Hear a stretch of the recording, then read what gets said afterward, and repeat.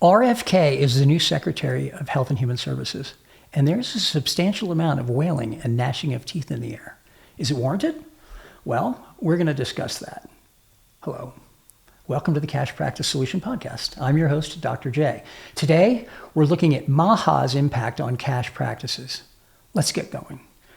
What are RFK's primary targets, and how does it affect cash practice? Well, number one, he's really focused on food and nutrition. He wants to get chemicals and pollutants out of our food supply as contributors to chronic disease. He's known, Kennedy, for a long, long time, years, decades, for touting healthier diets. He's all about it himself. And now he's got Callie and Casey Means and their work discouraging seed oils. He's looked at pesticide-heavy agriculture with all sorts of serious allegations, and he just wants a more farm-to-table lifestyle. That's what he's kind of looking for, if you want to think of a simple way to put it. No matter what, the things he's saying are radical from a industry's point of view, and he's going to have some serious challenges balancing those interests, the industry's interests, with what he considers the public health goals. He says that if we improve food in the United States, it's going to be an easy fix. First of all, we're just going to say, what do the Europeans do? They ban so many ingredients, they're just normal. Red 40 and the like. And this is the part that I think is fascinating, because he's not beating around the bush. He says the reason for it is corruption. It's not because it's convenient or a better choice, or it's just corruption. He says the food industry and big ag producers control the FDA, so they're not worried about public health. They're worried about advancing the mercantile interests of those corporations. And he's not pulling any punches. He's going for it.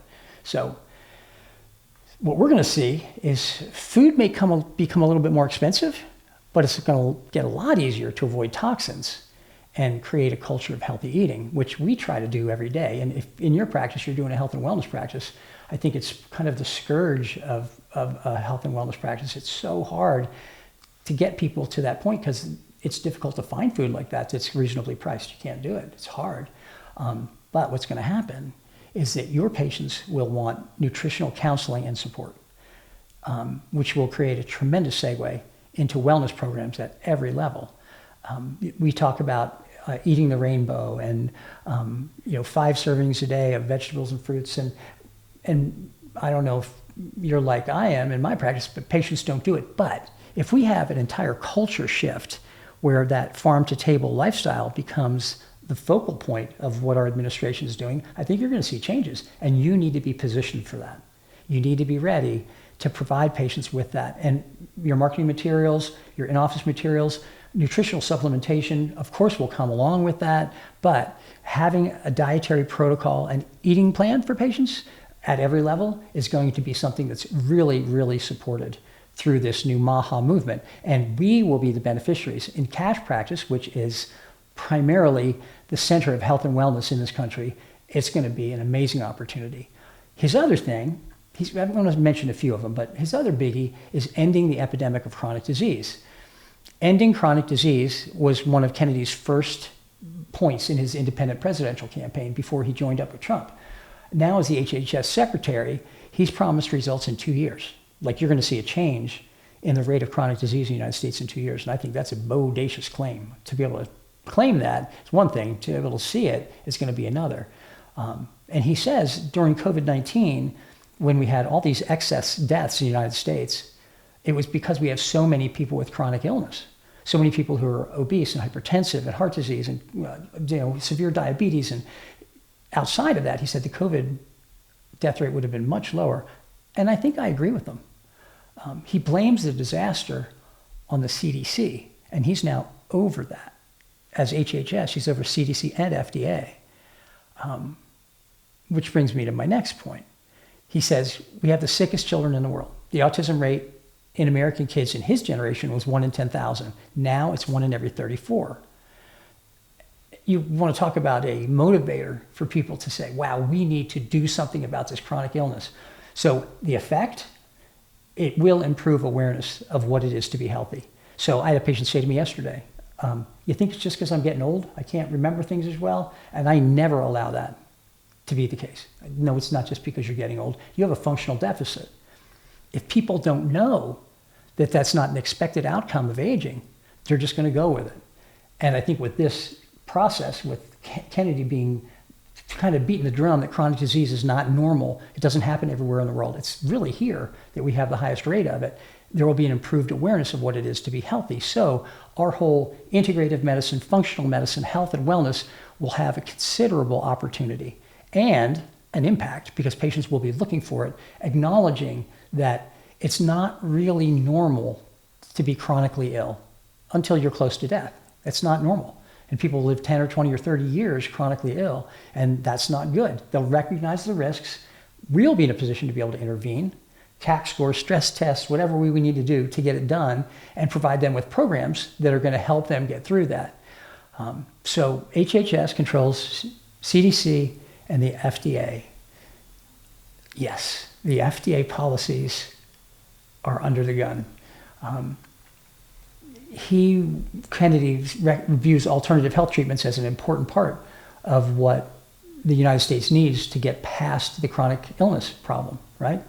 He's critical of the FDA's approach, especially with the alternative treatments like psychedelic treatment for post-traumatic stress, stem cell therapy, and supplements. Psychedelics, you can see where there could be like some confusion, but the data shows that it helps, that it's undeniable. Stem cells, incredibly safe. It's hard to imagine how you could create a rubric where stem cells would be considered a drug, but the FDA has done that. Your own stem cells, not somebody else's, your own stem cells. And supplements, which we know, properly made, are extremely safe. He described the FDA as resistant to health innovations and claimed the, quote, the FDA's war on public health is about to end.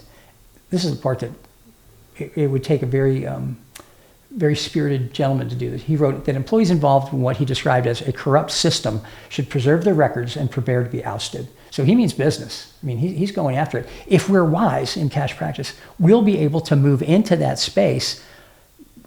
We've managed a lot of it quietly in the background because we can't make too much noise or you'll get unwanted attention.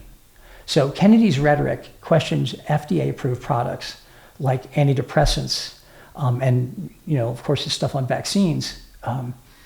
But all the experts in the world of regulatory and all that argue that it's going to be almost impossible. And untangling the FDA's tentacles is going to be a huge legal lift. But one could dream. I believe that this year stem cells are going to be liberalized. I think you're going to have a lot more opportunity to use them in the United States. Autologous stem cell from the individual themselves, from live births, from healthy children, from umbilical stem cells, that kind of thing. Off-label use of medications.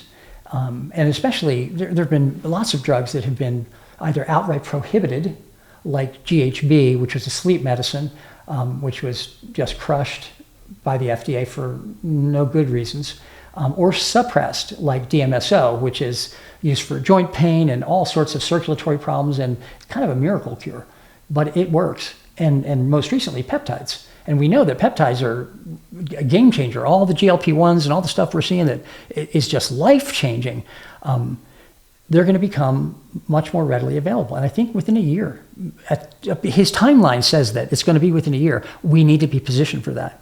So the opportunity is, if you want to have access to knowledgeable clinicians who are free to deploy alternative treatments that don't carry the risk of the regulatory system's wrath, we're there. I mean, we are there.